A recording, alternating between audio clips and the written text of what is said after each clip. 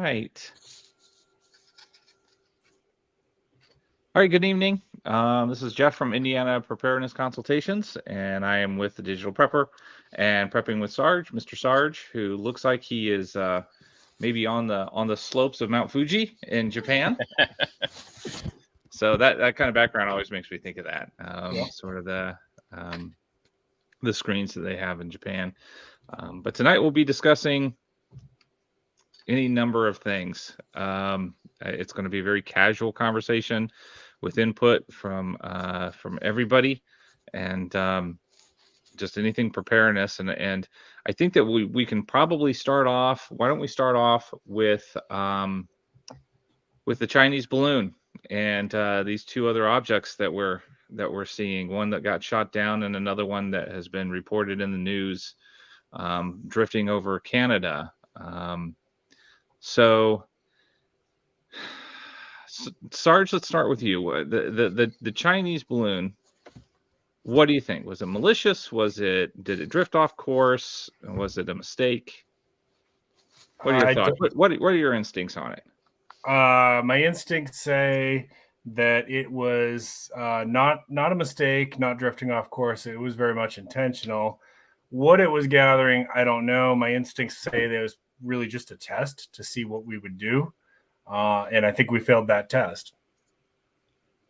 By letting it go all the way across continental. By letting it go all the way across the country. I think that, so the question for me comes up to, could they detect it before it got to Alaska?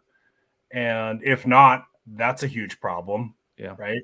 And if they did, why let it cross all the way over Alaska into Canada and then down into the United States? So either way, it's a huge problem. There's not really a good explanation for, if they say, well, we didn't detect it yet. Well, we got a problem then. Yeah. Yeah. You think there'd be that Canada would have detected it at the very least, and then communicated that to us, being allies, and say, hey, we got something, we don't know what it is, coming over us and drifting your way. Well, didn't it go through the path I saw was that it did go through southern Alaska before it went into Canada. Was that not? Did they say later on that that's not how that went? No, it might have been. I think there's actually at least three unidentified objects currently. There was the the Chinese balloon that went across the United States. There was one object over Alaska, and then now there's apparently another one that the U.S. shot down over Canada. Mm-hmm. Oh, oops. Yeah. Like there's three now. Yeah. So, Digital, what are your thoughts? Do you think it was accidental? You think that it's intentional? You think somebody's testing us? No, I definitely don't think it was accidental. Especially when after we shot down the Chinese one specifically, they kind of came back and was like, hey, why'd you do that? You didn't have to do that. You could have talked to us. Yeah. And it's like, well, you could have talked to us before throwing a balloon over our country. Yep. Yeah. So real quick, I didn't do introductions yet. So I guess we should probably start off with that for anybody who's watching now or in the near future. My name is Jeff, and I am from Indiana. Of course, I live in Indiana, in the heart of Indiana, and I have been into preparedness and preparedness culture and lifestyle for going on about 15 to 20 years now, I would say. And my take on preparedness is serious but casual at the same time. Try to avoid the political pieces of it. I try to avoid a lot of the conspiracy theory, but inevitably you do have to weigh in on some of that. If you're looking for threats and dangers to you and your family and your community. So that's me. Welcome to my channel. This is my second live program, and it's the second time that I've had Digital Prepper and Sarge on my program. So thank you very much, gentlemen, for joining me again and baby stepping me through this. Of course. Digital, do you have you want to add in a little bit of an introduction? Oh yeah, sure. For anyone who doesn't know who I am the Digital Prepper. I've had my channel for about 1.5, 2 years now, and basically what I cover is how you can utilize technology for your preparedness plans, as well as looking at things like cybersecurity and like cyber attacks and stuff, and how that can affect us in a preparedness situation. That's pretty much who I am. Yeah. And definitely a danger with the Internet of Things and all that good stuff that's going on right now. Definitely Mhm. something to be aware of. Yeah. Sarge? Yeah, I'm prepping with Sarge. I'm on YouTube, Instagram, trying to get a little something going on Facebook, on Twitter. And I've been doing this for a long time, long before I even heard the word prepper. Kind of grew up with it. My dad was a airborne paratrooper and taught me some survival skills, did the Boy Scouts thing. Mom was a gardener, taught me how to grow and care for the plants and that kind of stuff. So my channel, I do talk about a lot of that kind of stuff, gardening, foraging, that kind of stuff, a little bit of wilderness survival in there, and a little bit of financial preparedness too. I'm a silver and gold enthusiast, but it's not the only thing I invest in, but try to bring some awareness to it and get people to take a look at that as a way to store some wealth. And yeah, definitely glad to be back here with you two guys. Always have a good time when we get to chat. Yeah. Yeah, the foraging. I'm like I said the other day, I shared one of your videos. That is one of my biggest weaknesses. Um, I'm pretty sure that if I had to survive longer than 3 days out in the middle of the wilderness, that I'd probably eat some berries and either go on a bad trip or or have some stomach problems. But so digital, I don't know. So I actually do information security for a financial company Oh, nice. that they contract the government and things like this. So yeah, as far as um, the whole digital preparedness, that's something that we push throughout our company, and I push kind of through my family. And I I would say that I could probably share a little bit more of that type of preparedness on my stream, but I'm just going to keep sharing your stuff because it's already really good. So I'll just Appreciate it. say, yeah, no problem. I'll just keep feeding people that way. Um, so Sarge, you said that your father was in the military, and so about how long ago was that? Vietnam era, but he was not stationed in Vietnam. He was actually stationed in Alaska and was doing some cold weather training with the Eskimos. And he's not Green Beret, but they trained with the Green Berets. The Green Berets taught his unit some stuff about wilderness survival and escape and evasion and that kind of stuff. Yeah, very nice, very cool. I think that back in those days, those early days, I think that you were saying that prepper wasn't really a phrase. I think that the bigger phrase was survivalist. Yeah. And I think that there weren't as many community oriented preparedness kind of mentality. It was always the lone wolf, the survival, the Rambo type survivalist. And then I think that, and correct me if I'm wrong, but this is just sort of my perception of it. But I think that after like the Ted Kaczynskis and things like this that we had, that the term survivalist really gained a negative connotation. And at some point in time, probably in the 80s or into the 90s, people started calling themselves preppers, kind of rebranding the fact that you can prepare for a natural disaster or even a personal or financial disaster, and not be somebody that lives out in the woods in a cabin, writing cryptic letters and touting off against the government and things like this. So I think, to me, that's where prepper has come from, the phrase. But unfortunately, I think that we're starting to get some of the negative connotations again too. I know that when I go on my sometimes when I'm at a training for my local CERT team,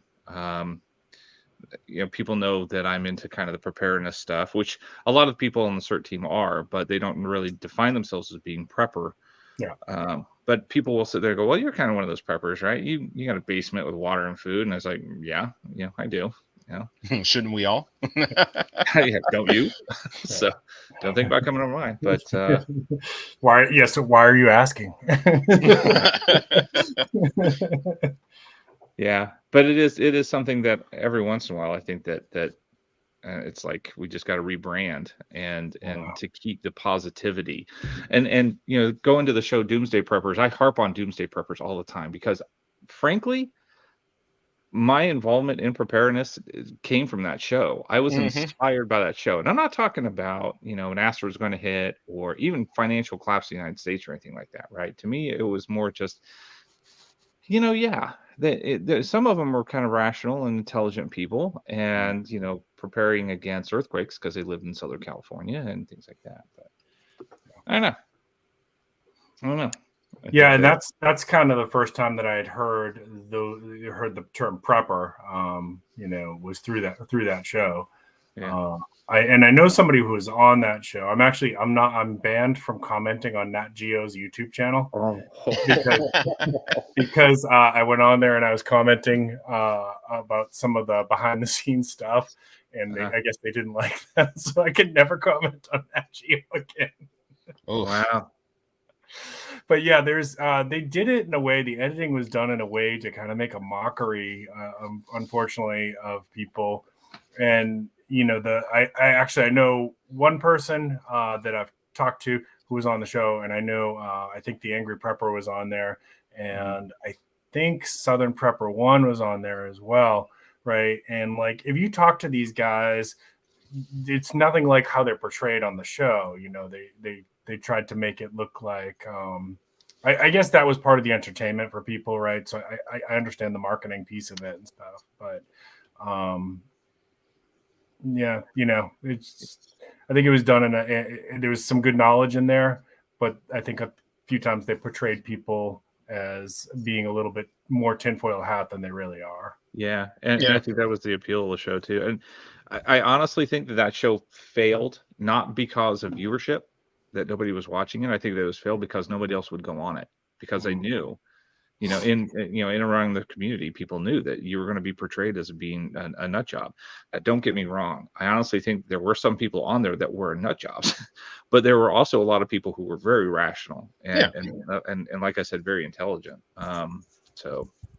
Honestly, I actually got a few tips, to start out with preparedness, but at the same time, I feel like that particular show kind of made it to where I really couldn't talk about it with anybody because you talk about it with some people and they might be like, oh yeah, I saw Doomsday Preppers and those guys were crazy. You're not crazy, are you? Yeah. You seem pretty level-headed. You don't seem like one of those types. And to me, it's a matter of degree too, because it is. I think that it's not unreasonable to have 3 days of food, water, medical supplies, even longer than 3 days. Honestly, I mean, truthfully, I don't think there's anything unreasonable about that. But you start to get over a month, or people start to ask you, what are you prepping for? Why are you a prepper? Going back to Doomsday Prepper. So that's why I'm a prepper. And you say, well, there was an ice storm back in 1991 and 1993 that I lived through, and we lost power, and it was kind of really a mess, right, throughout the entire community where I was at. And so that, I don't want to go through that again. And people stop and they go, oh, okay, well, that kind of makes sense. And you can kind of, get people thinking about stuff like that. But yeah, I don't know. So just as you said that comment there, I was kind of thinking about, when people are first starting out and they're like, well, I really only have because, and this is depending on where you live, like maybe this is the norm, might only have 2 days worth of food in their house at any given time, right? What's the average? Do either for how long a store takes to restock? When we've had hurricanes down here, I can tell you that the stores will get pretty wiped out. It gets pretty slim. And then we usually are stocked up anyway, so we kind of stay away from that chaos. And I've never really paid attention to how many days does it take after the storm is cleared and roads are cleared before the supermarkets have food again. Do you guys have a sense of that? I'm not 100% sure of that in particular, like that situation for like storms and stuff. But I know, like when they were talking about the truckers and like the other train operators and stuff going on strike, uh, like a little bit ago, they were saying that it would be maybe like a week or less before just general stores would run out of supplies. Yeah, I think it has to do with what those supplies are too. I know during Hmm. COVID, you could go down and there were plenty of Twinkies and Ho-Hos and potato chips and ice cream even and things like that where I'm at. But you went down and looked for rice and beans and some of those other food staples, Yeah, stuff is bread, gone. gone. Yeah, they were gone. And everybody focused on the toilet paper because that was just so ridiculous. But at the same time, some of those other food staples were.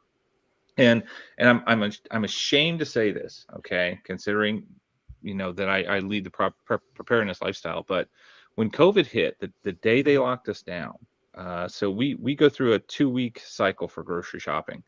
That's obviously completely separate from our preparers, our preps. But I did not have any rice in our preps. Oh And no. when we got back, we were on the downside of that 2-week supply cycle. Hmm. So our pantry, our normal food pantry, was very low. Hmm.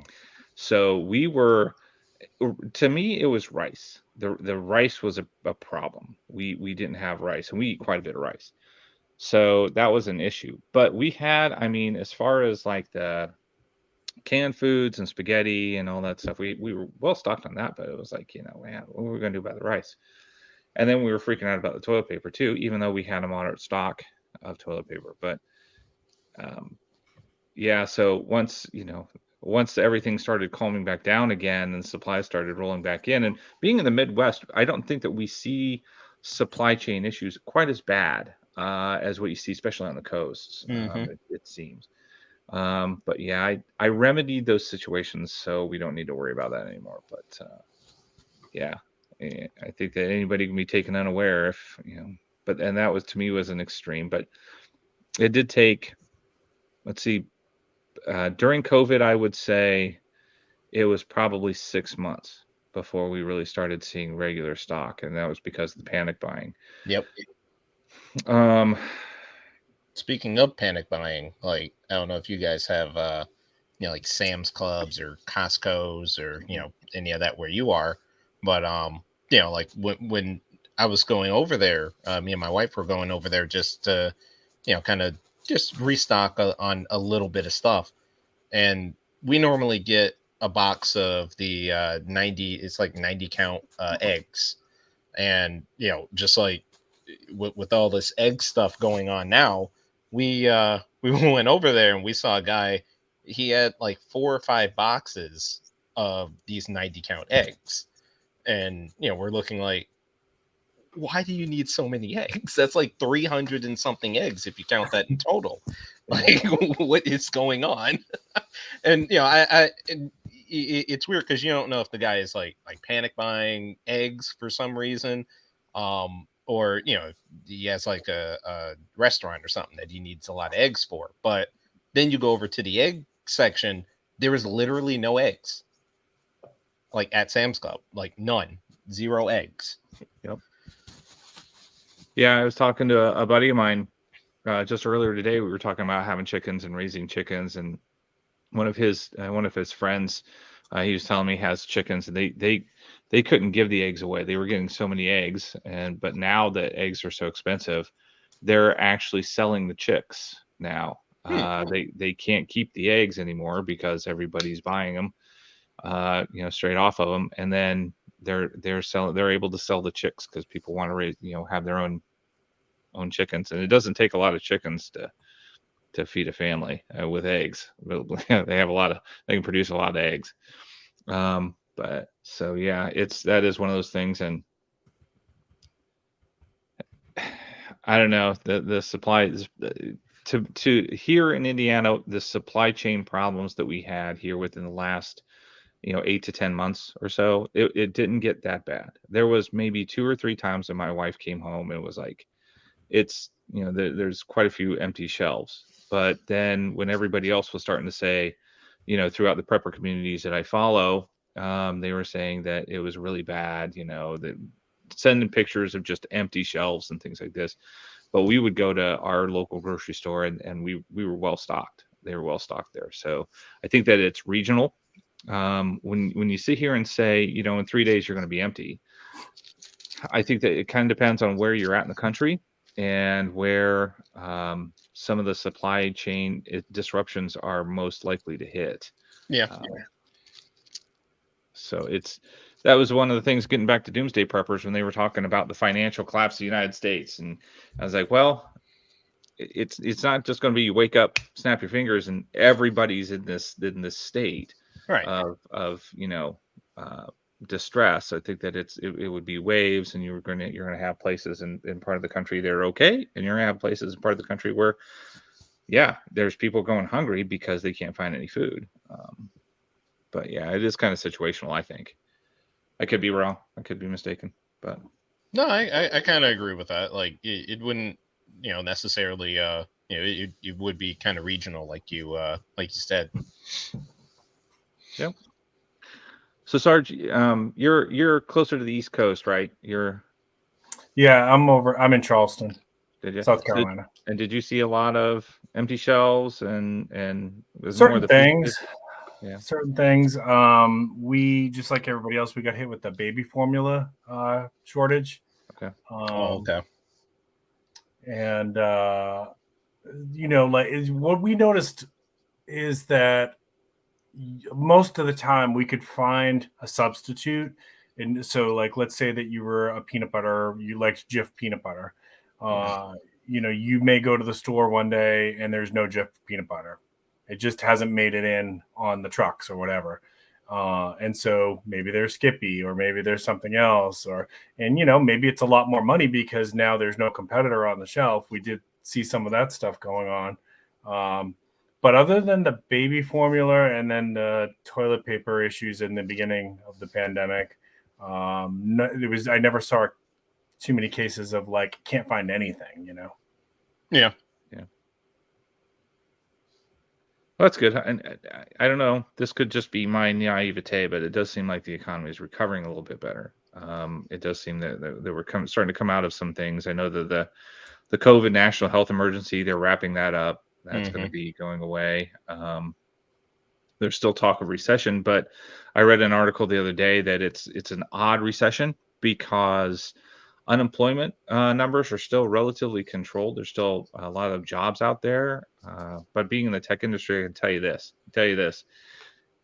And we have a couple open positions, and it's hard to find candidates that, not that they're qualified, they're not qualified. They are good qualified candidates, but they want anywhere from $20,000 to $30,000 more a year than what the average salary rate is. And I don't know if that's an effect of the recession, pending recession, that they know they're going to need more money, and the salaries just haven't caught up with it yet. I don't know if that's the case, because I'm in management, but I'm kind of low in management, and I'm kind of learning the ropes of some of that stuff. But it's kind of strange to me. It's like the jobs are there, and we are getting some candidates that are relatively good qualified, but they want such a high dollar amount for the salary that we're kind of turning them away. And we hate doing it because we like promoting, we like pulling in top quality candidates, but at the same time we got to keep that salary under control. So yeah, I definitely agree with that, because like I will say that I work for Amazon, and they kind of just got through doing that whole huge firing thing where they laid off like 18,000 people. A lot of that actually was in the tech roles, and a lot of people are kind of speculating that they're trying to, Amazon as a company, they're trying to save a lot of money, by like fire or laying off workers. And they got rid of like the Amazon Smile program. They're getting rid of a lot of these programs and stuff. And I was I think it was with Vancity, Vancity prepping. We were talking about some stuff, and one of the other prepper channels there, they had mentioned something along the lines of, they're doing all of this because they obviously know something that's gonna happen to where they're gonna need, kind of a buffer of funds to, kind of prepare for something economic to happen, Mm-hmm. Yeah. Yeah, I think one of the concerns for me is, as goes tech, so goes the rest of the market. Usually, if you've got Amazon, Apple, Facebook, Netflix is usually thrown in there with that stuff. Mm-hmm. Google, of course. If those companies start struggling financially, it usually takes the rest of the market down with it because they're giants. They're so big, and they affect so many other industries those like 5 companies can literally pull down the entire market. Yeah. Yeah, that's what I was going to ask. In digital, you mentioned Amazon. Do you think that Amazon's too big? See, it really does depend on like where you're looking at it from. I mean, like the short answer is kind of because I mean they kind of have a lot of coverage, right? They have like AWS, so most of the things that are online are kind of operated by them. Yeah. Or at least they're ran on their like their programming, their servers, all that kind of stuff. Mm-hmm. And yeah, I mean, a little bit. Yeah. I know there's a big I get a lot of people that are conflicted in the prepping community because they hate Amazon because of how big it is. It's the big corporation, right? It's you want to buy small, but then those are also usually the folks that are prepping on a budget. Mm-hmm. You know what I mean? And it's like, wow, I can get the same type of go bag on Amazon for $20 cheaper. Yep, it's one of those like necessary evils, Mm-hmm. to be Yeah. honest. Yeah. Yeah, Okay. I like Amazon. I own stock in the company, and I understand the arguments against it and all that stuff. But I can tell you, I remember when Amazon was trying to go into New York City. There was, not to get political with this, but there was some political pushback about that. We have an Amazon distribution center here. I've worked with people in therapy that have worked there, and they're very happy with it. They've said that they get paid a fair wage, and the benefits of it have been really good. So I mean, I have to say I'm a fan of the company. I'm rooting for them. I hope that we don't have a situation where they start taking on that there's concern financially there. But again, that would affect, because of the size of them, is definitely a factor. Even just if you said just Google and Amazon, if those two companies started to really struggle financially, those two companies could take down the entire economy. Yeah. Yeah, I think you're not wrong. I think we would have another thing like with the American car companies back in the mid 20 aughts, where you had the government that had to step in and bail them out if something like that happened. So digital. Okay, so Sarge, Sarge is a big fan of Amazon. He's a big fan of the big bad wolf, right? Digital, do you participate in anything that other members of the prepper community might frown upon like that? I mean, I will say, I do kind of agree with Sarge. I I mean, look, you might not like Amazon, but unless you're going to, what's the word? Unless you're gonna pretty much like not buy anything online. Mhm. I mean, you can't really you can't really like fight with it unless you're just going to kind of go out and go buy things from mom and pop shops, Yeah. which is perfectly fine. But I don't have any issue, and I would think a lot of preppers would agree. They would have to agree that they don't necessarily have an issue with buying things on Amazon. Especially when um, Amazon does kind of work with these with these smaller companies to sell their items on their site. That's true. Yeah. Yeah. So here's mine. Here's my guilty pleasure, right? My that I'm just gonna go public with it. We bought an electric vehicle. Oh, nice. Yeah. We bought one of those the Volkswagen the ID something ID4 or something like that. Oh, totally electric. And I know when the CME hits, when the MP hits, that car's going to be a brick, right? But I'm telling you now, that thing is, I didn't even notice gas prices had gone back up a little bit because we have a truck too that we use to haul our camper and all this other good stuff. But I didn't even notice that the gas prices went back up for probably 2 weeks. I was like, we passed a gas station just today, and I was like, wow, the gas prices go back up. And my wife's like, yeah, and we just didn't know. So we spent a little bit of extra to put one of the level 2 charging cables in our garage. Had that installed so we can charge the car and all that. But yeah, it's a case where and we're still experiencing the battery anxiety. How far Hmm. can the battery go? And I still kind of do follow the prepper mantra of not letting your car get below half tank, right? Right. And so the truck, but I don't know how to address that with the electric vehicle. I don't know. It's like because you'll ruin the battery. You'll screw the battery up if you charge it too much. And all That's that stuff. because I've done so much research Okay, on electric vehicles because funny enough, I'm actually planning on possibly getting one. there you go. Um, and I've done a video referencing like EMPs and such. Um, it really depends on one, the type of EMP, and two, the like where, like Yeah. if it's like one of them CMEs, like from the from the sun, one of them solar flares or something, that'll affect probably a little bit more than one of those large explosive objects. Yeah. Yeah.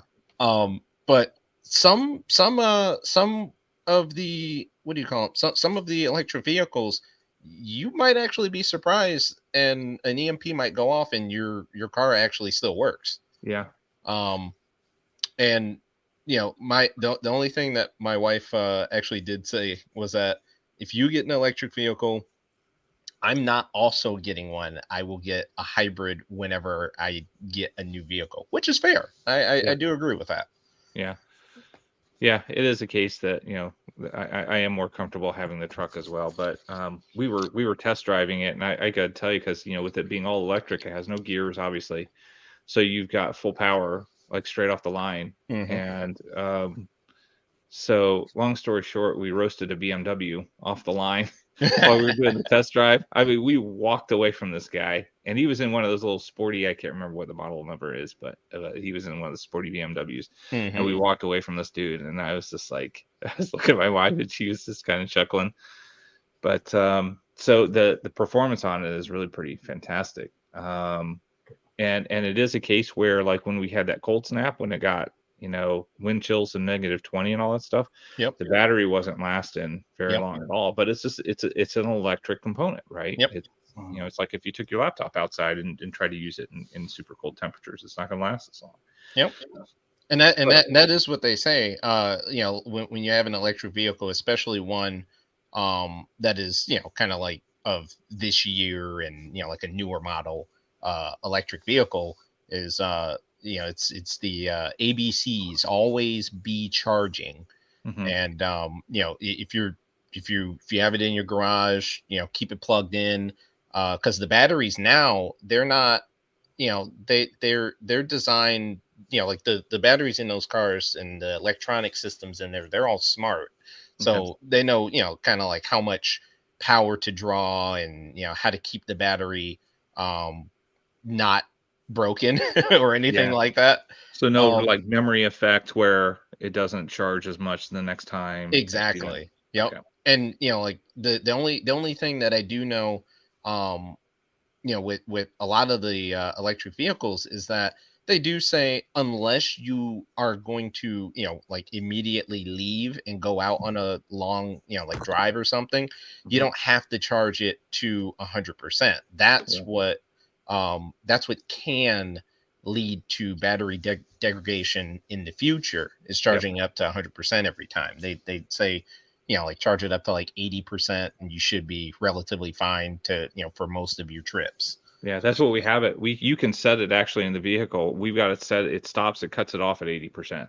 Oh, cool. So we can plug it in and it'll automatically shut it off at 80%. And then if we go on like you said, if we're going to try to take it on a trip, then we'll charge it to full. And then it's like the GPS that's built into it tells you where all of the charging stations are.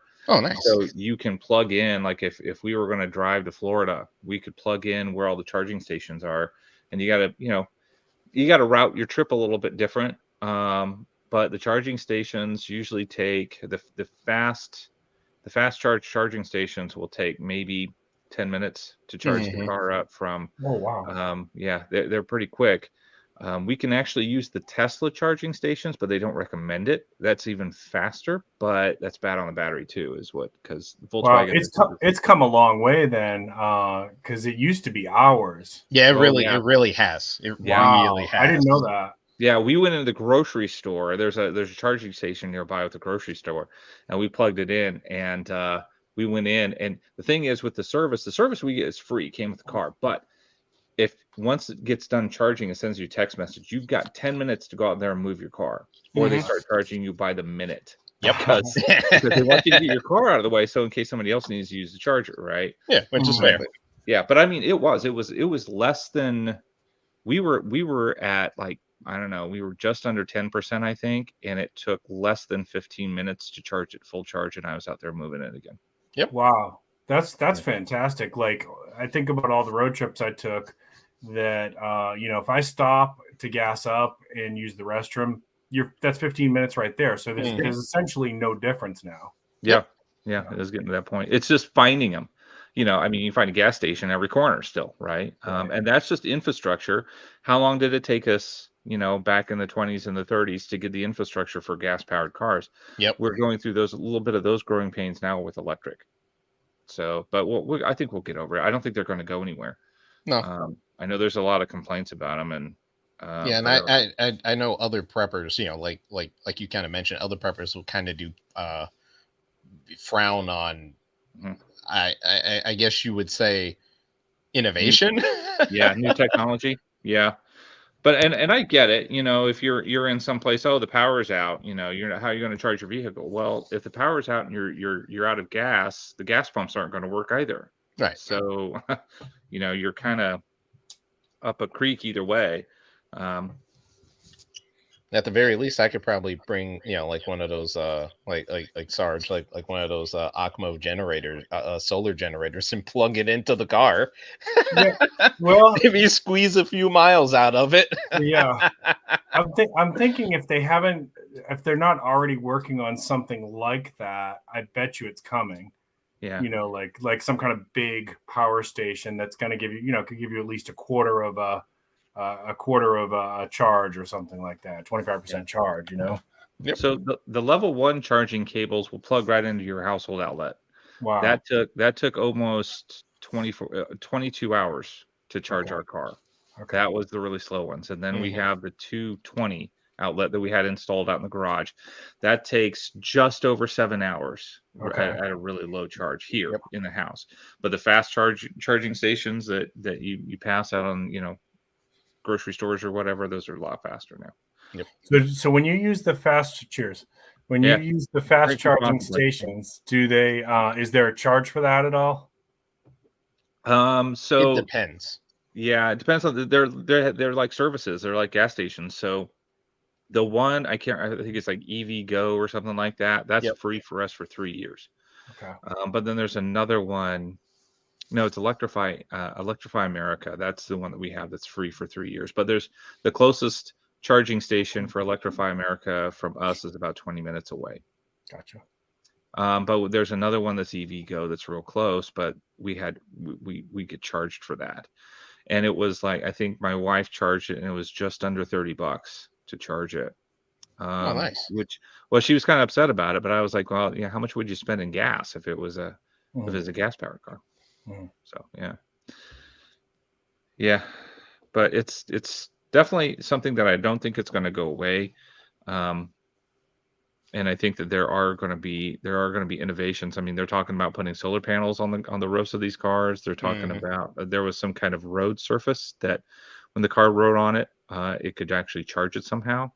Like when you take your phone and you put it on the magnetic chargers and stuff like that. Yep.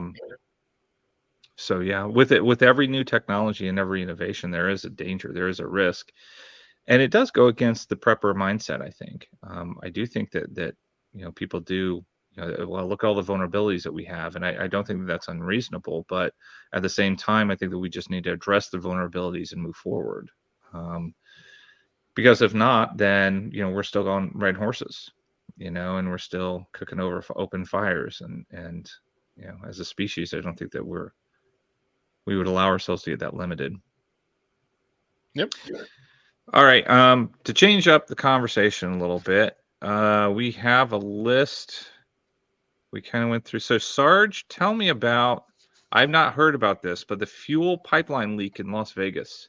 Yeah, I just heard about this morning. I'm actually going to have to pull something up because I only know a little bit about it myself.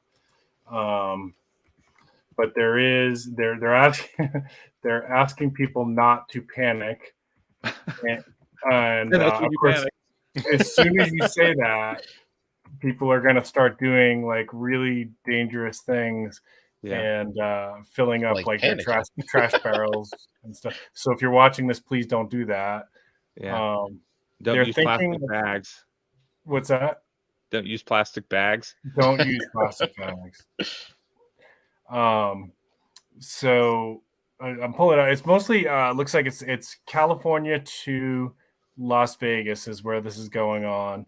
I think they were trying to get it fixed by today. I don't know if they did. I'm trying to see if I got more on the story. But basically, the Kinder Morgan gas pipeline, which supplies 90% of the gas for that area, and also diesel, jet fuel, and other petroleum products to Las Vegas Valley, had a disruption. Yeah. And it was temporarily shut down. They isolated the issue.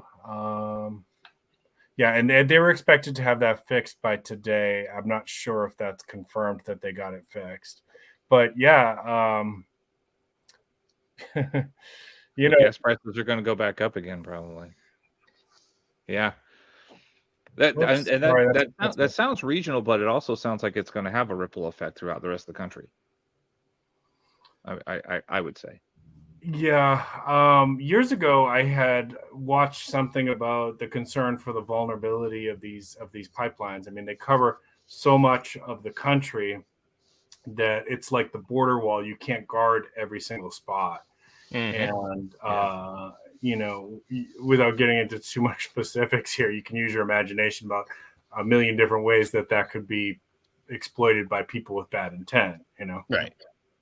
Yeah, they keep attacking the electric grid, but I think that that's kind of the big fear of the year right now is the electric grid attacks. But there's still a lot of redundancy in the electric grid. I mean, and there's still a lot of weakness. But at the same time, I think that you have these electric companies now. There's an awareness, and when you have an awareness of a risk like that in industry, I think the industry responds and they harden. They should harden that type of vulnerability.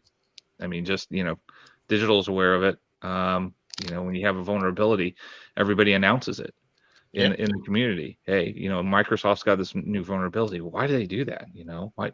Now everybody's going to get hacked. Well, that holds Microsoft accountable to patching that vulnerability as soon as possible. So it's kind of the same thing when you have attacks on the electric grid, whether it's a domestic terrorist organization or just a couple of wahoos that are unhappy with how things are going in their community. That's a wake-up call to the industry to patch those and not let that happen again. Yeah. Well, I'd say at minimum for the short term until they figure out a long-term solution, I would expect to be more motion sensors and cameras and things like that around those things. Yep. Yeah. But I think the other problem is just like this comment right here from Snarge. They're also very old. Like you can like we've been in like courthouses, for example, just to deal with whatever, and you look on their computers and they're still running like Windows 95. And you're like, really, for all the money that the United States government has, I guess, you would think that we could at least upgrade the infrastructure. The infrastructure it's too old. Yeah, well, look at the FAA. Yeah. I mean, oh my God. I mean, when I was in Washington D.C. when that happened, and when that happened, I mean, that was what 18. It hadn't been patched for 18 years. 18 years. And and they were like, oh my gosh, they got hacked. No, they just I think they had a drive go bad or something like that, because you can't do that. I mean, I don't know. Yeah. So there, if you've been paying attention to the news, all these like near misses that seem to be going on all of a sudden in the airports, I really wonder if that's related to that problem that came about with all the Southwest. I have no way of knowing. I don't, I'm not connected with anybody inside the industry or anything like that. That's just speculation. But I can tell you that I did fly like a week after the when Southwest was like canceling like thousands and thousands of flights. Yeah.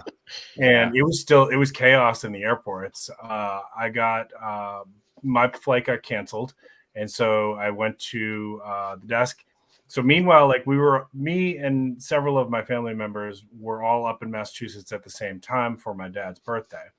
And so we were all flying out on the same day too. So we're texting each other like, what's going on in your gate and that kind of stuff. And it was just chaos. My flight had gotten canceled. So I said, well, can you put me on a standby? If you're flying solo, by the way, if anybody's watching this and you're in that situation, ask to get on a standby. If you're flying solo, you have a pretty good chance of getting a seat. Okay.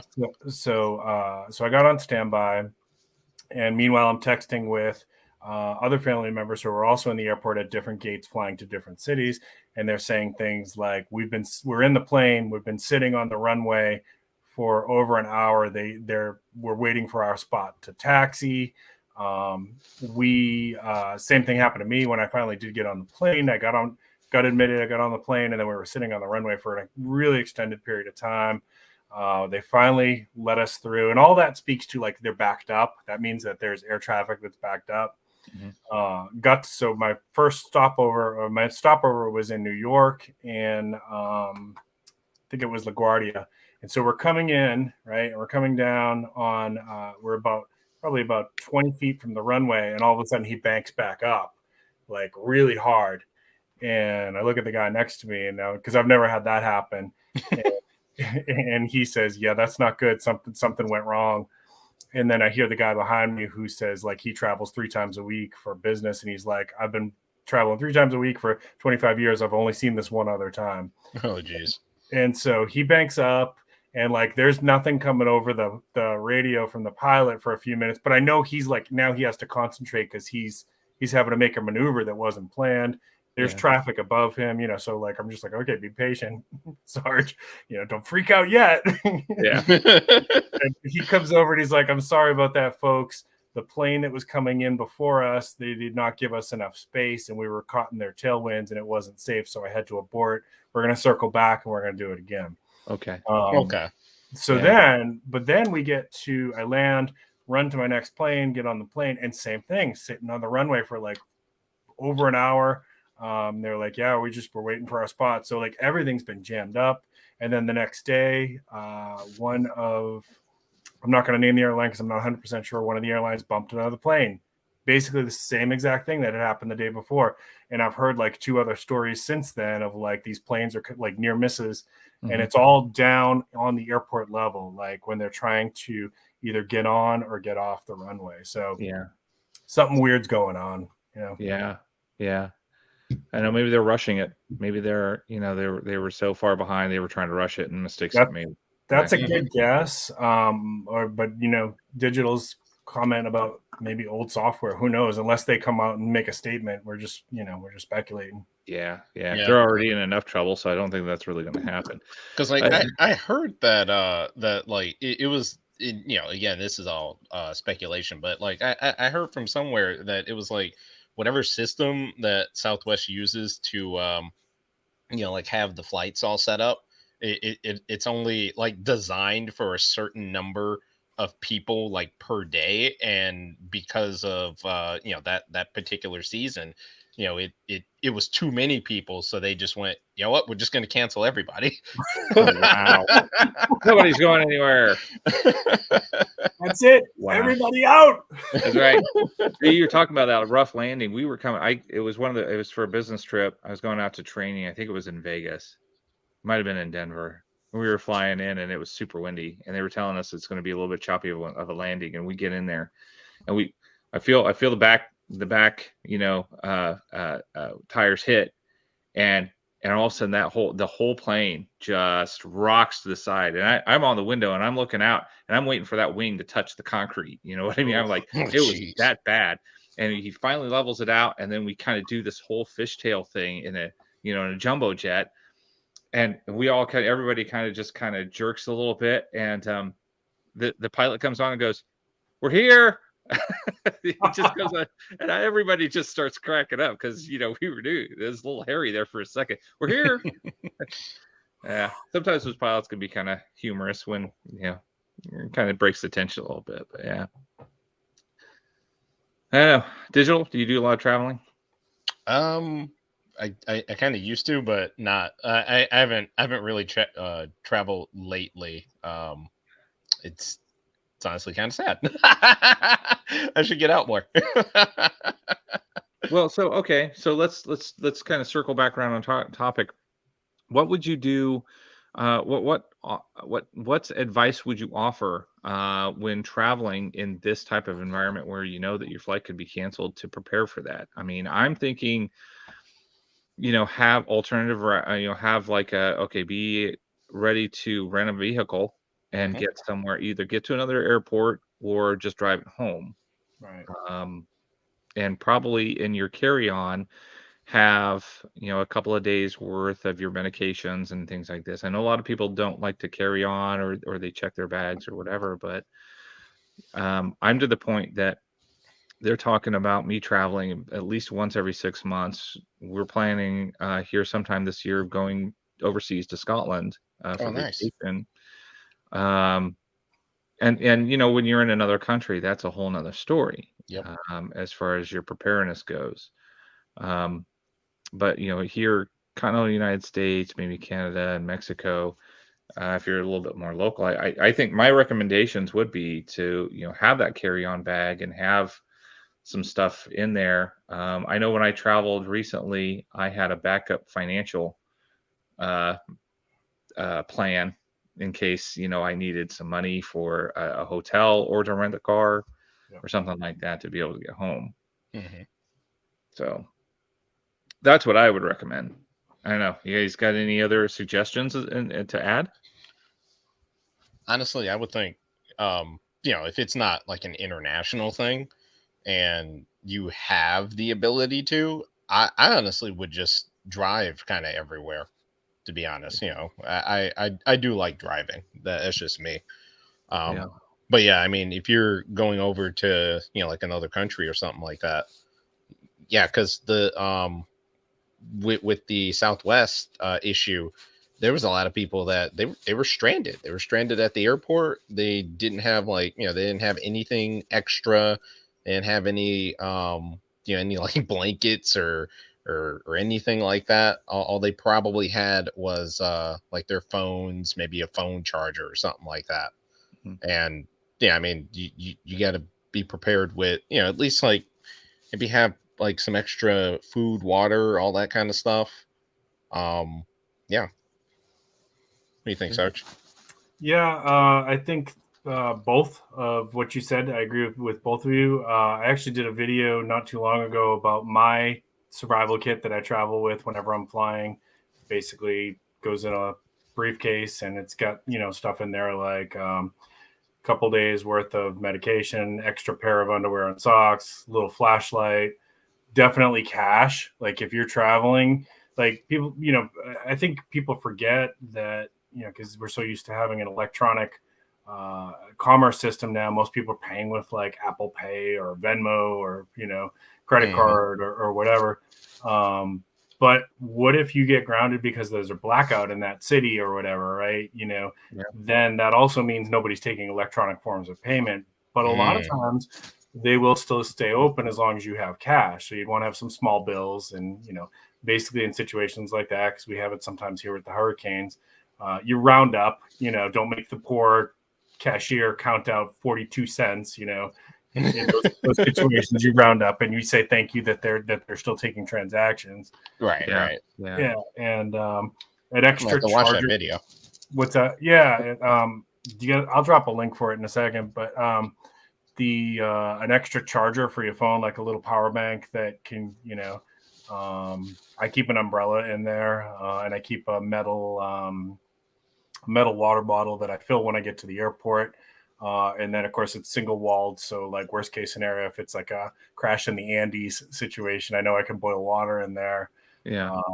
But it's pretty cool little survival kit. I'll throw a link up there if people are curious. Yeah, very much so. Okay.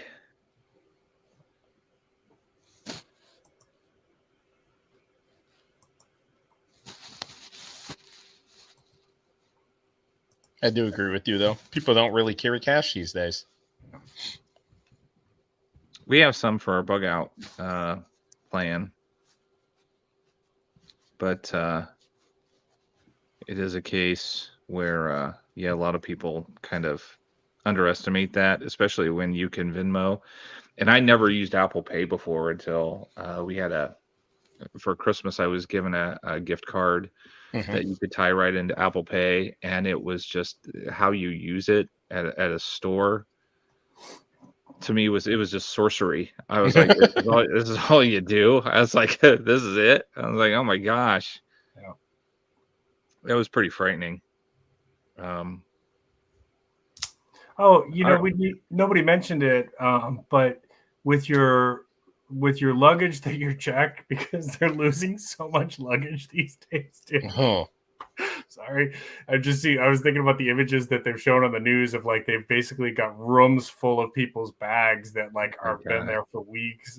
And so anything you checked, a good rule of thumb is don't check something that if you're going to lose it, you're going to freak out, right? Like if it's that important to you, either carry it on or don't bring it with you. That is fair. But you can get one of those Apple tags that you got one right there. Yeah, you can track your stuff with it. It's pretty cool. Yeah, I was just about to say. That's exactly what I dropped in my luggage, and that's how I knew that they didn't lose it. Yeah, I was really happy about how that. I mean, you could track it through the airport even before it got to the baggage claim. So yeah, it was pretty nice. All right, Digital. Let's bounce it over to you. AI. How big of a threat is AI these days? Oh boy. In your opinion, it really is depending right now, because I know a lot of people are kind of looking at that like chat bot thing, and I know I've seen a bunch of crazy things being done with it. From people like writing like college papers and stuff, like just using that programming. Or there have been instances where people have been able to actually write malicious code with it, and that's kind of scary, actually, because you wouldn't think that it would be able to kind of do that, but it's also an AI, so it theoretically should be able to do that. Yeah, or you ask it how to hack an electrical grid, and it gives you a fairly legitimate answer. Detailed schematics, well, this is how I would do it. I know I don't have arms, but this is how I'd go about doing it. Yeah, I think the issue, I think one of the main issues with AI is that besides the fact that it's kind of, I don't want to use the word unregulated because I don't necessarily like that term, but I mean it is though. It's not necessarily like regulated into what it can and can't do, and then depending on the people that have developed the technology, it can be designed for for various things, right? If you have certain people that are developing that technology, then it's going to be a different type of AI than if you had another group of people developing it. Yeah. I think that I don't know if we need some sort of board of standards, or something like that to help address and keep the guardrails up as far as what people are doing with it. But yeah, like Sarge said, it can be used for evil. And it's one of those things that I think that it's like what I posted. I can't remember whose Twitter account that I posted. Somebody, I think Sarge, I think you put something about it was a can of meatless food. Oh, And I was like, oh yeah. you were so busy. If you could do it, you didn't stop to think if you should. Nobody should have Spam. meatless spam. It's a can, for those who don't know what we're talking about, it's a can of, this is a real product, I guess. And I said, if I can find it, I will take one for the team and taste it for the channel. But it's a can of plant-based spam, basically. Yeah. There was another thing too. I think that so there's a guy named Creek Stewart. I think I mentioned him on our last live cast. I think that he had mentioned canned bread, or somebody had mentioned canned bread and putting it in your because it'll last years. Yeah. And it was super expensive, but the prices dropped. I mean, it was like almost $18 a can, and now it's dropped down to like $4 or $5 a can. It's really dropped. I don't know why. Yeah. But if you can find it in your store, it's hard to find. But if you can find it in your store, it's a lot cheaper on the shelf than ordering online. Is it? Yeah. I'm just curious about what that tastes like. So I've done a video on it, and it was I grew up with it. We ate it a lot. It's the texture is different than bread. That's what the big takeaway is. It's it's kind of real soft. It's hard to make a sandwich out of it. It's perfectly fine for like dipping into like your chicken broth, or like it's good with cream cheese. It's really good. If you do some kind of soup, you could dip it into the soup, or it's really good with baked beans. But making a sandwich out of it is tricky because it's kind of moist and crumbly. Yeah,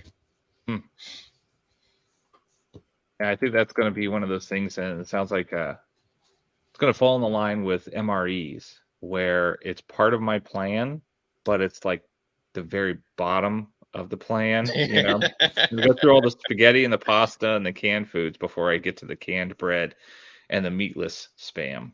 So is it kind of more? Is it like a pound cake type taste or texture?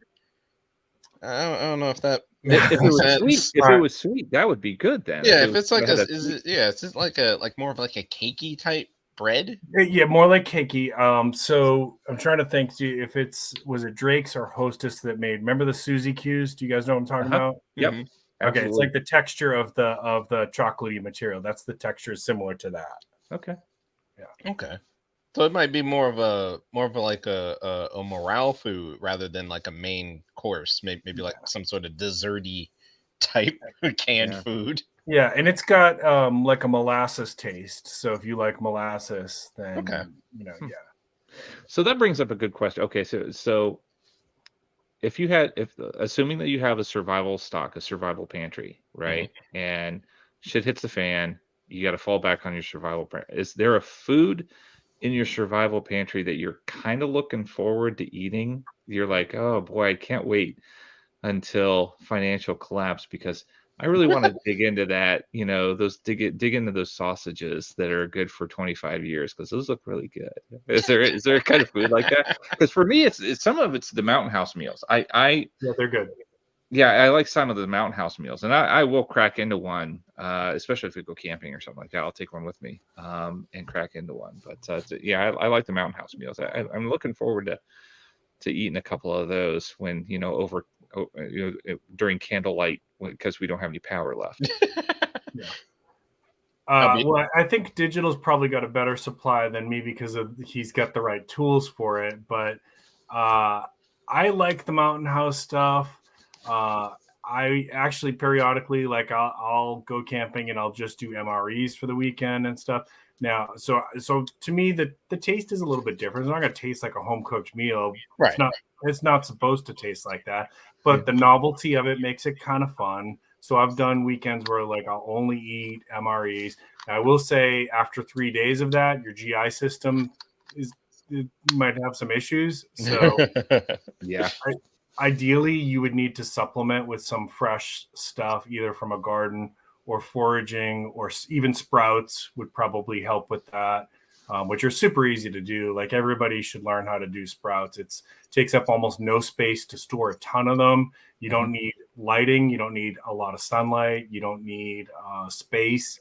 And you can grow a ton of food, like, really, really fast with sprouting. People aren't used to it, and they look at it and they think, oh, that's rabbit food or whatever. But you know what? In a survival situation, you'd be pretty happy for that rabbit food. Yep. Food is food. Yeah. And I bought the pack. I bought a starter pack. That book from Creek Stewart, he recommended sprouts big time. He was heavy into sprouts. And so I bought a starter pack rather, and then, maybe 10 or 12 packs of seeds, of different kind of for sprouts. Nice. I haven't tried it yet, but that is another one that I'm kind of looking forward to, because we were at a Japanese restaurant the other day that had ramen noodles. That was kind of their thing. And I had them add sprouts. They were good. They were actually really tasty. Yeah, the only thing I will say is, because I have done it and eaten them, they're super rich. Like, because it's when a plant sprouts in those first few days, it's so mineral and energy dense, and even like the plant proteins are super dense at that point. So they can be a little bit strong, especially like radishes. Like, radish sprouts can be a little bit peppery. And then the idea of eating that 3 days in a row for 3 meals, like, I tell you that would be hard for me. But but I think if you were, like, having to do, like, the freeze-dried stuff, the dehydrated stuff, the MREs, and you supplemented with that for, like, some fresh fiber and stuff like that, it's sustainable for a long time. Yeah. Yeah. I did watch a video where a guy, he ate in the Mountain House meals for 2 weeks. And he did not, it was 2 weeks, and he did not feel well. He was like, no, this is not good. And so, people buy those big tubs, from like Wise Food Storage and things like that. It's like, oh, it's a month worth of meals that'll last for 25 years. And it's like, you're not going to want to eat a month worth of those meals. That's not going to be, I mean, they do mix it up. They have like, I don't know, they have like the oatmeal and stuff like that, but just the freeze dried stuff, you got to kind of be careful about, putting too much investment in there. You got to really have a mix, I think, in your food stores. No, I agree. And I think it's even better just to, because like Sarge said, I do kind of have the equipment. Like, I do own a Harvest Right freeze dryer. Okay. So I kind of, I can make my own freeze dried foods, which that I will be honest, I am looking forward to, because I like freeze dried. I freeze dried like raw eggs, cooked eggs, different like pasta dishes, potatoes, things like that. But you have to be able to, like Sarge said, you have to be able to kind of like supplement that with other foods. And even going, all the way back to when we were talking about doomsday preppers, you kind of look at some of these people, and they had, like, let's say they had like a year's worth of food, but all of that food was just freeze dried Mountain House style food. Yeah, they're probably not going to be looking too good after a month. They may not starve to death, but they may wish that they were. Because it can be a lot of pain. Yeah, we got a freeze dryer for my stepson for Christmas, and Oh, we were nice. kind of That's because cool. they kind of asked for it, and I was like, man, we kind of need one too, I think, because you can even just go. We don't grow right now. We're not growing anything. But you can go to the store and buy bananas, apples, strawberries, the fruits and things like that. I think that I'd look forward to those types of meals or supplements rather. And the cool thing is that it doesn't, all it does is removes the water. It removes the water out of the food. So, like, if you freeze dry, like apples or other fruits and vegetables, it's not going to take out the fiber from it or any of the other nutrients. It's just taking out the water. But you still need to add the water. Have you guys done freeze dried ice cream? Yes. Yes. Was it hard? No. Well, I mean, I ate. Okay, so let me take a step back. When I said yes, I had that it was the astronaut ice cream that you used to be able to buy at the Smithsonian place. I've had that. That's okay. It was hard. It was kind of crunchy, but it kind of depended on how fresh it was. If it was, because I had one that was nice and soft and just melted in your mouth, and then I had one that it almost broke my teeth. It's like, we had tried out we actually did try out a bunch of like sweets and candy and stuff. Like we freeze dried ice cream sandwiches. Just like the astronaut ice cream stuff. That turned out actually pretty well. That was pretty decent. We freeze dried like taffy and Skittles and stuff like that. Funny enough, my wife actually took some of those treats to work, and people demolished them. Yeah. They were that good. Wow. Yeah. The preparedness guy sent me, I traded him like some t-shirts and stuff like that. And he sent me a bag of the taffy, freeze-dried taffy, and a bag of Skittles. And I demolished them. Like, it didn't take me long. What's something that you've tried with that thing, Digital, that like didn't come out good, or was like, I don't think we'll do that again? Cheesecake. Okay. Cool. To be surprised. I mean, which, to be fair, I will I think I will say that was kind of a failure, just because it was like one of those store-bought cheesecake bites. And so we thought, this should be cool. A little cheesecake. We've seen other people freeze-dry cheesecake, and it was awful, because not only did it taste awful, like you eat those and they were delicious, but then you put them in the freeze dryer and you take them out and they tasted like artificial, like very chemically. Very but cool.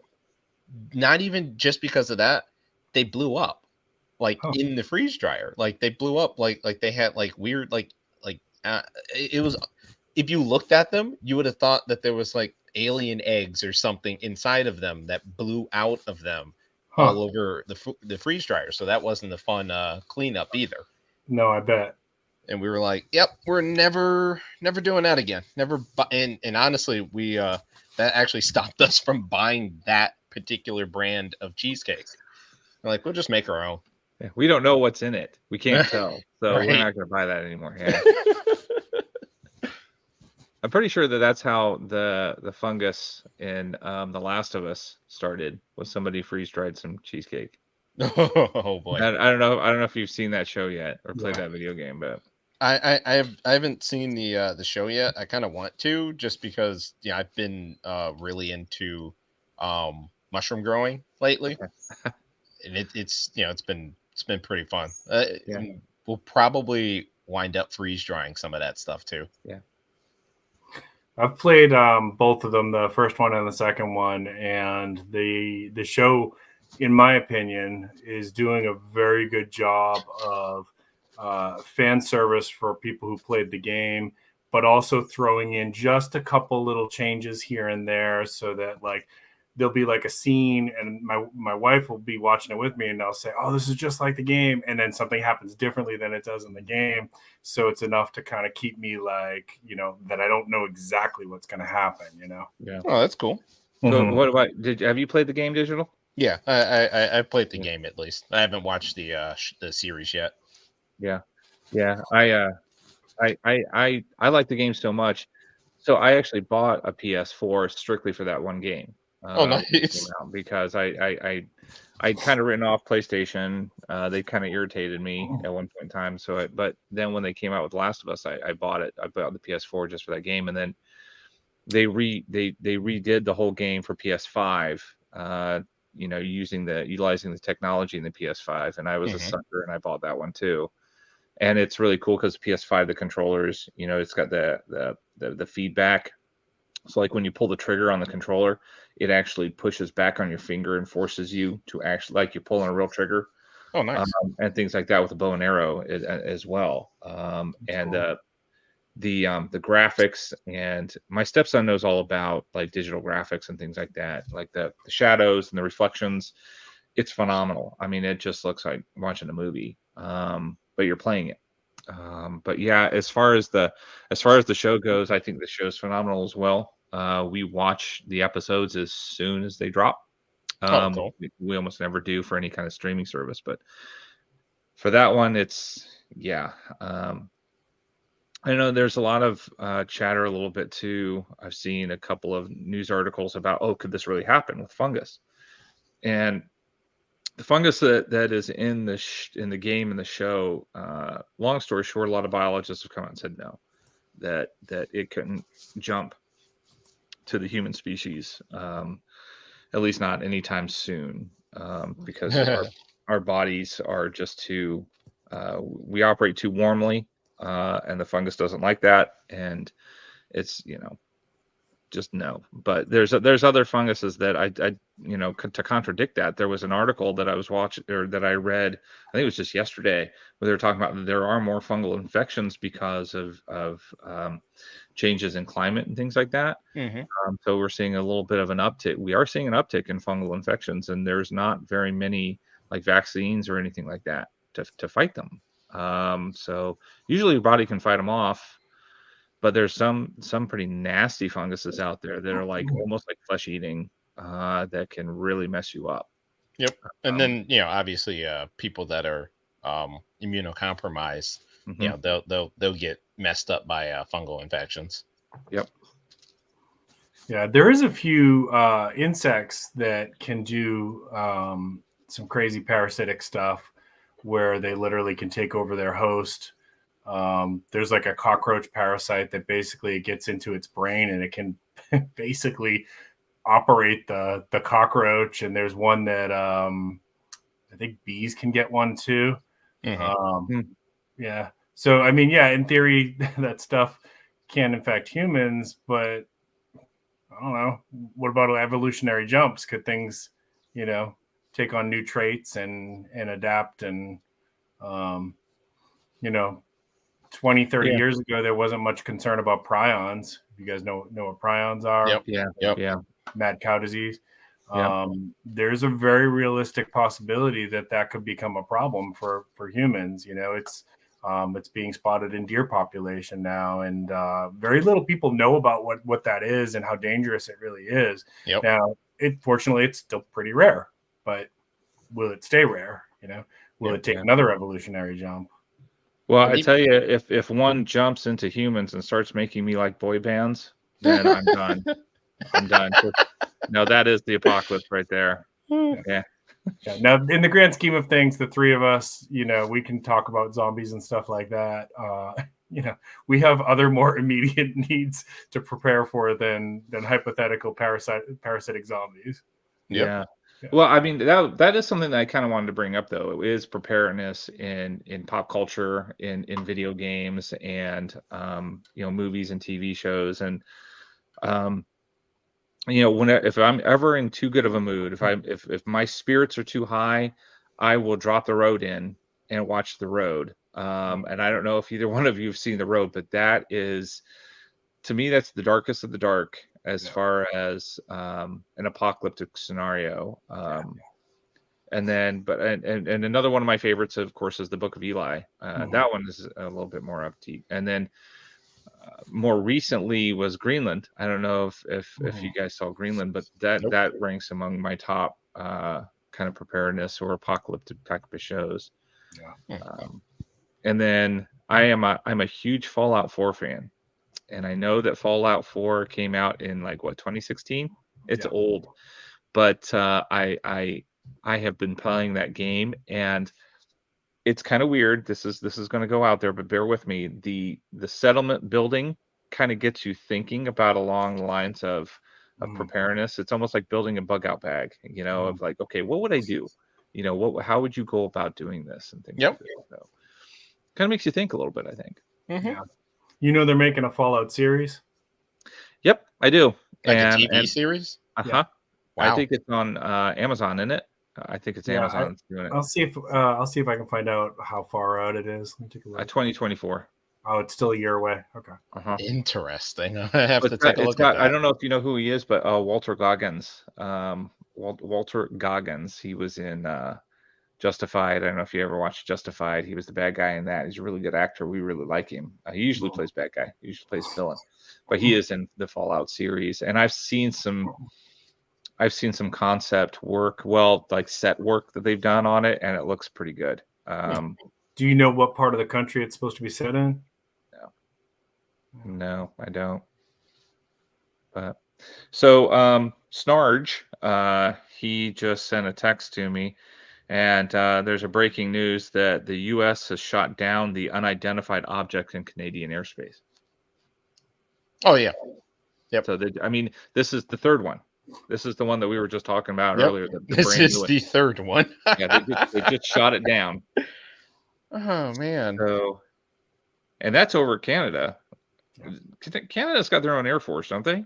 I'm not sure, but I know they're saying that Trudeau, I guess, spoke with Biden, and they sent F-22 over it to shoot it out the sky. Yeah. Maybe it's ET. Maybe we're just blowing ET out of the skies. I'm not going to wait for Roswell where they just crash into the desert. We're not going to wait for them to crash. We're just going to take them down ourselves.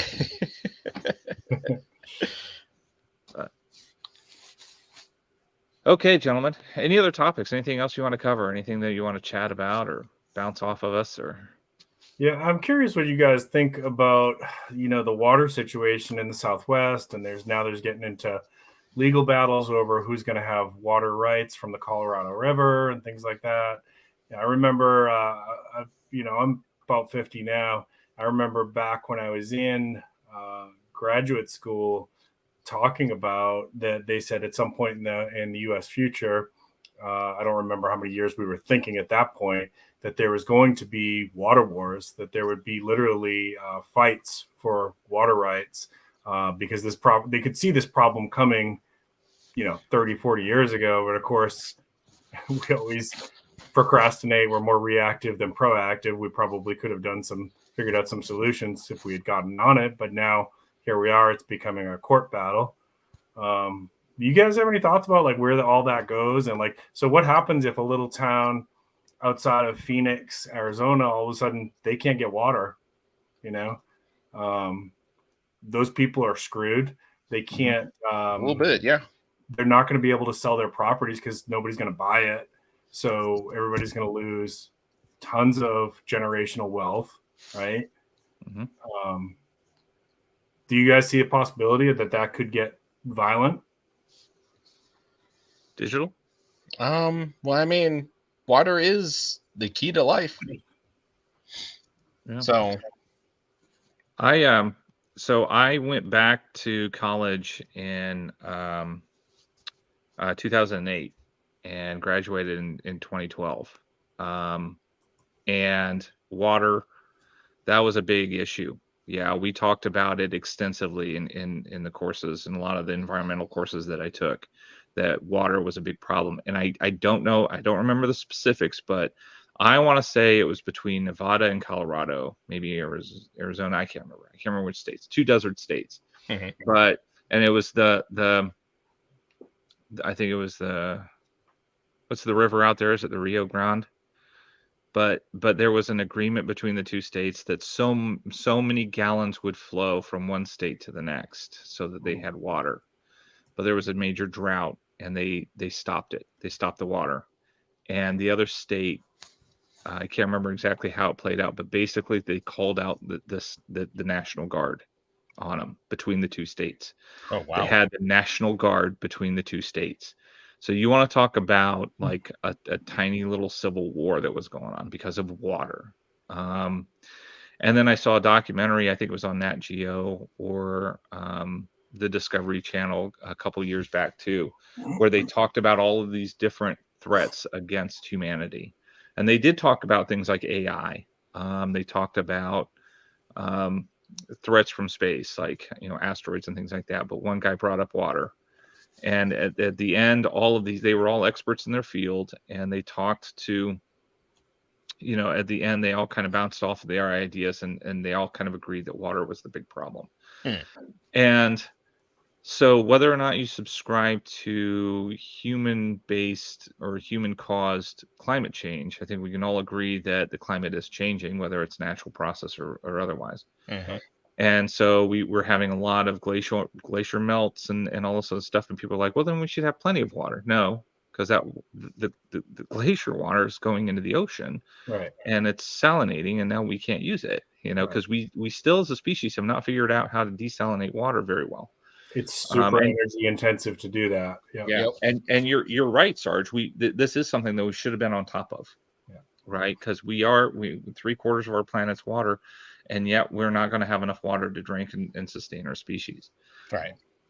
Now, to temper that a little bit, the timelines they were talking about, this whole thread about water, those timelines have gone past. We haven't seen the water wars yet. So their estimates, I don't know if they intentionally tried to get people panicked a little bit so that we would accelerate resolutions. But we have gone past all the times that we should have been engaged in water wars.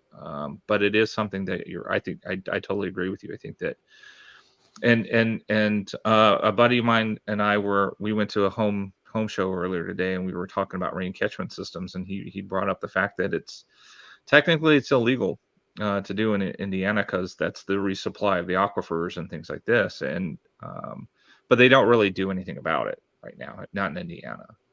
You're not going to get fined or anything like that, but I think that it could be a problem, and it is. A lot of people don't talk about it, and so it could creep up on us, and by the time it does become a bigger problem, when people are talking about it, might be a little bit too late. So I did look while we were talking. So Phoenix, which is one of the cities here that's in serious trouble, and I have several family members who live out there. Their water supply primarily comes from the Salt River Project, which brings water by canal and pipeline from the Salt and Verde rivers, and also they get some from the Central Arizona Project, which transports water from the Colorado River. Now, the Colorado River, from my understanding, is one of the big water sources that is, there's a lot of debate about who's going to get rights to that. Yeah. And then you saw the Great Salt Lake of Salt Lake City that's going away. Yeah. Lake Mead's going to be gone in a couple of years. Yeah. That's just crazy. And then we're going to find more bodies, more mobster bodies. The barrels, right? They were putting them in barrels and then filling it with concrete. They'll never find them. Yeah. That's just rainwater. Don't worry about it. Well, they did. Yeah. Yeah, it's I don't know, water purification systems. Yeah, I think that if you want to make a lot of money, come up with a cheap way for private citizens that can desalinate. Can't you just do it out of a still? You can, of course. You can definitely distill salt water and make it into purified drinking water. The problem is the energy input that it takes to boil that water. It's super intensive. And then, when you're talking about like ocean water, the equipment's going to get gunked up pretty quick with that, Mhm. that kind of stuff. So in theory, yeah, it's doable if they can figure out the energy input. Now, I'm hopeful about fusion technology. How long does it take us to get from here to there, and how much suffering is going to happen in between is the question. Yep. Yeah. And that fusion technology, they just achieved it. What, it was like 2 months ago? Right. Yep. Right. But it's gonna take however many more years to scale it and to make it affordable to produce the machinery that it takes to do the fusion energy. Yeah. But And then once if we all want to that, actually make it for like consumers too. and they're going to make it available to the general public, right? Mm-hmm. But in theory, that is when you have the infrastructure set up, may not see it in my lifetime, I don't know. But when you have that infrastructure set up, you've got unlimited energy at that point. Yeah. Yeah, but then the AI just takes it over. And then we're screwed. And then we're screwed. Yeah. And then we're screwed. Anyway. So, Yeah. You have to build that time machine. Yeah. Grimes has a song about the AI, and the name of the song is "We Appreciate Power." Yeah, we got a running joke. I say something about why I welcome the future robot overlords or something like that. Yep. I for one welcome the robot overlords. Yeah, we make great pets. What was that? What was that show back in the 80s? We'll make great pets. Wasn't it from The Simpsons? Well, there was an actual pop song. I remember like listening to it in high school and after that we'll make great pets, and I can't remember who it was that sung it, but yeah, that was kind of cracked me up too. That might be our best chance of survival when it comes down to it. Yeah. All right. Either that or bunkers. Yeah. Well, I'll clean their circuits or whatever and make them happy. Yeah. Get really good at doing stuff like that. Software For upgrades. a little extra porridge. Yeah. Or paste. It'll probably be paste. Soylent Green. Yeah. That's another thing too that's got me concerned is just overpopulation. I mean, we hit 8 billion people at the end of last year, and somebody said there was an article I saw. They think that's peaked, and then we might start to go back down, but I don't think that's the case. As a species, we're driven to reproduce. Yeah. And we just you have the moral implications of telling people, okay, you can only have one kid. Yeah. Right. And then you have the biological implications of trying to resist telling people not to reproduce. Yeah, it's a topic that nobody wants to talk about, and but there's an equation for it, and the reality is, if let's take humans out of it so that the emotion can be removed from it.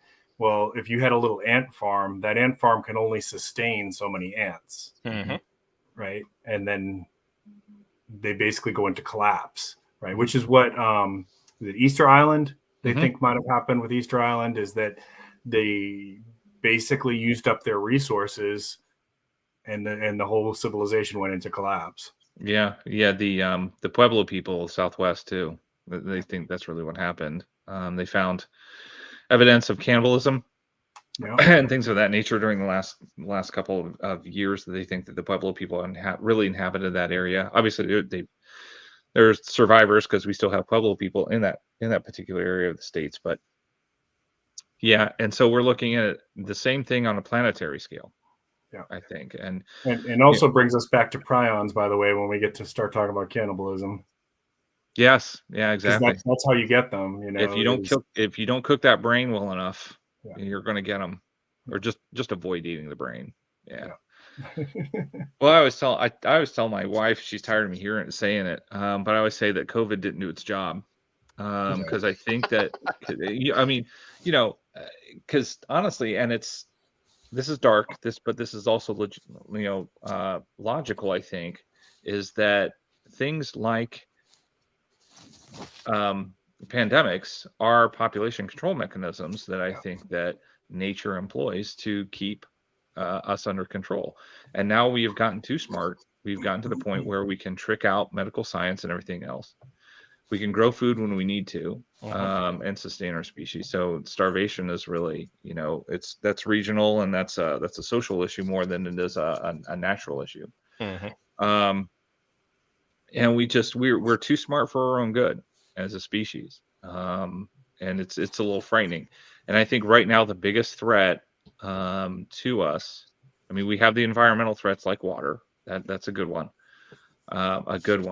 but I think that our own aggression is probably the biggest threat that we're really seeing.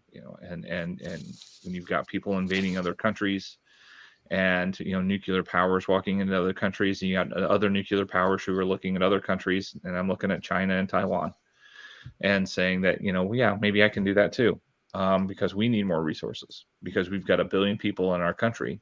Yeah. And we need more stuff. Yep.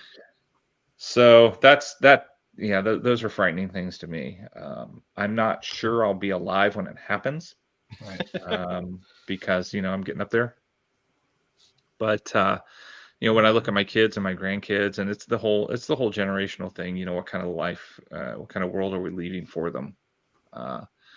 And I try to promote the preparedness lifestyle to give them the best chances. You pass that down and say, look, these are the threats, these are the dangers that you kind of want to watch for. Mm-hmm. So Definitely agree. all right, gentlemen, any other last thoughts, final topics that you want to go over? I did want to ask you guys, when it came up before, have either of you played with the Chat GPT at all? If and what did you think of it? I've not. Digital, not go done. ahead. I have not really like too much. Like I just asked it like goofy questions. Just trying to figure out like its knowledge, asking it like different prepper YouTuber channels to see if it knew who people were. Interesting. Funny enough, it didn't. It was like, no, I don't, but based on the name, I can figure out that it's that this is a person that, like for me, I put my name in there, and it was like, based on the name, I could probably figure out that it's a channel based off, or that does videos based on digital preparedness, like cybersecurity and other technologies, and how that relates to prepping and stuff. And I'm like, huh, I guess this thing is pretty good. It's okay. Yeah. More than But just a can. now it's kind marked of, you. Now I know, right? I know who gone through you all are your now. videos already. It's listening to us right now.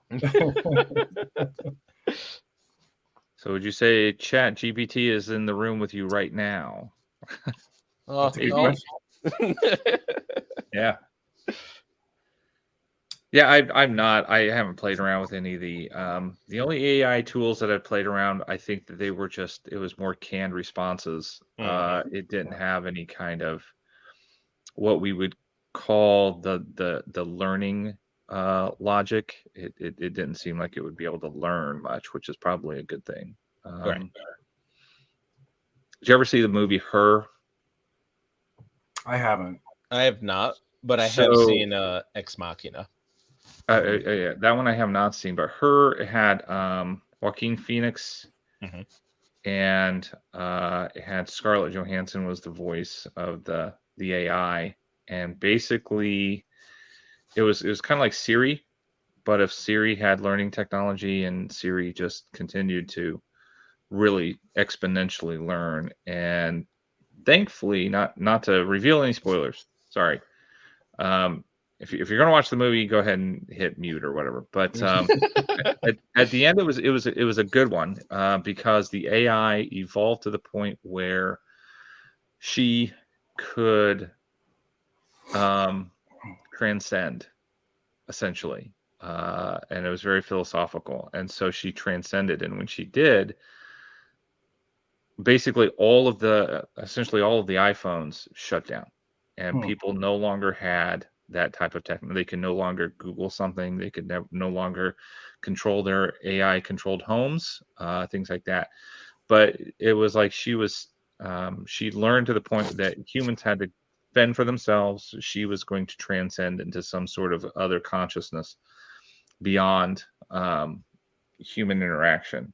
and then she'll boom. So that's how the movie ended. Was everybody was looking at their phones because their phones were dead, the technology was dead, and they had to basically live on their own again.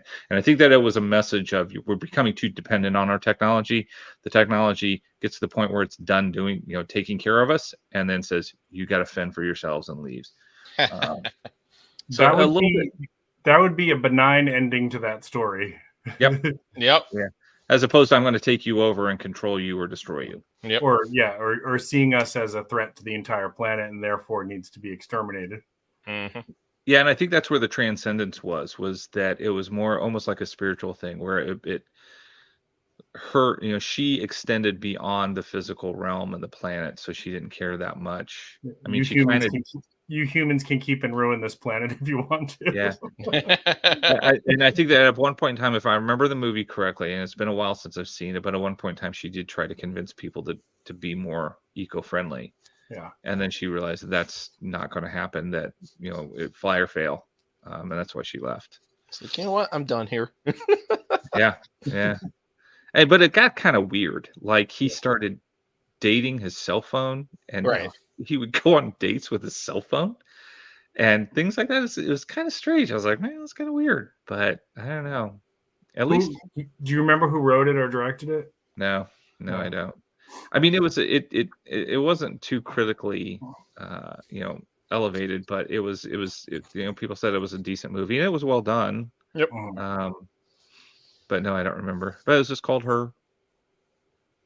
So. Yeah, I remember the commercials for it, and I remember Joaquin. They kind of played it up like that was the big thing to the movie, was that he was having a romance with Siri, basically. But it sounds like there was a lot more to it than that. Yeah. There was a lot of, at the time, there was a lot of popularity around sort of the synthetic human. So there was a TV show out of England called Humans, and it was an alternative future type of near future, I guess I could say, where synthetics had come out and they were part of daily life, and then a couple of them achieved consciousness, and then there was a software package that they pushed out, and that all of them achieved consciousness.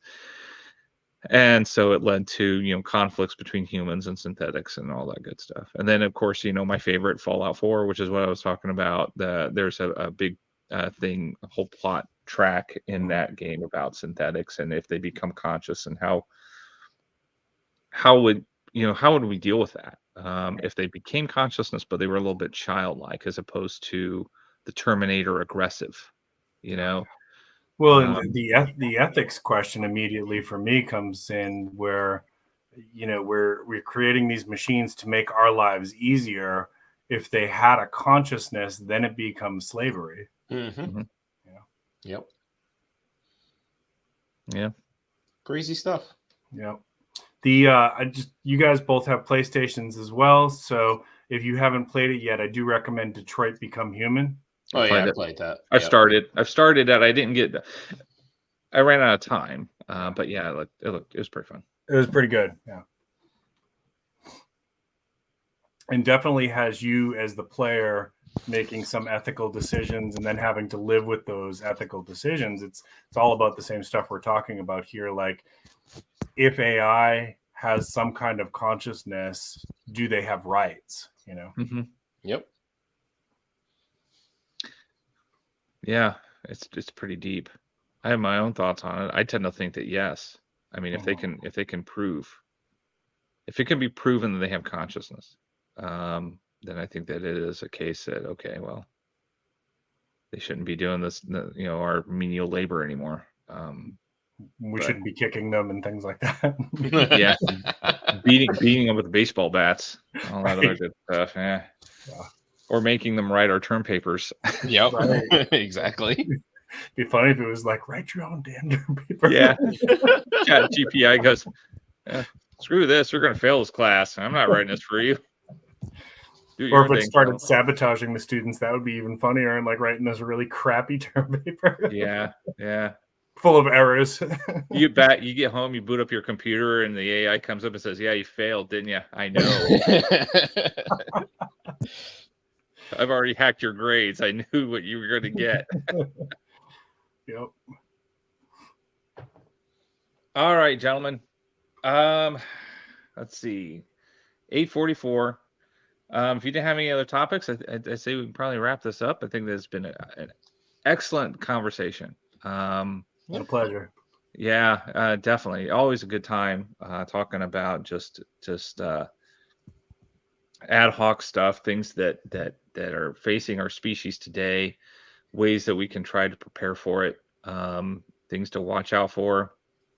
I gotta say, I don't like, and I've said this before. I try to avoid like the politics and the conspiracies, but there's a lot of threats to our lives, of our way of living, and things like that come from the political arena. So it is something that you do have to, even if you don't subscribe to them, you got to keep an eye on them, I think. And so having these kind of conversations where we sort of look at water and we look at AI and the threats that they pose to our species and to our way of life. And the Tetkawatki, is that how you pronounce it? Yeah, I think so. Yeah. End of the world as we know it, Mhm. and something like that, like an EMP happened and screwed up my EV, and I couldn't drive my EV anymore. Yeah, exactly. So, but anyway, good talk, and thank you very much for being part of my second ever live stream. I've got a gentleman who's reached out to me on Twitter who he wants to do this as well. I don't know if I'm going to do it as a regular basis, but I do enjoy doing it.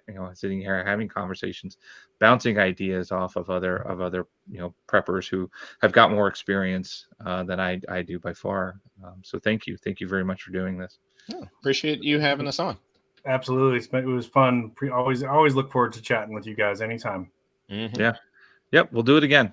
All right, gentlemen. Well, have a good night. Have a safe rest of your weekend, and of course, we'll keep in touch on Twitter. And thank you to all the guests that joined and listened in. So thank you very, very much. All right. Take care, guys. Take care. Bye.